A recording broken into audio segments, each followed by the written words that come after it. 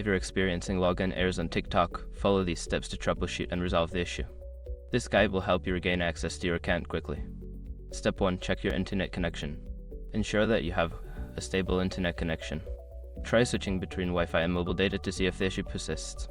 Step 2. Update the TikTok app. Make sure you have the latest version of the TikTok app installed. Go to your device's App Store, search for TikTok, and update if necessary. Step 3. Reset your password. Before starting recovery, use the srock.com link in the description to open the account recovery checklist generator and make sure your verification details are ready. Step 4. Clear app cache. Sometimes clearing the app cache can resolve login issues.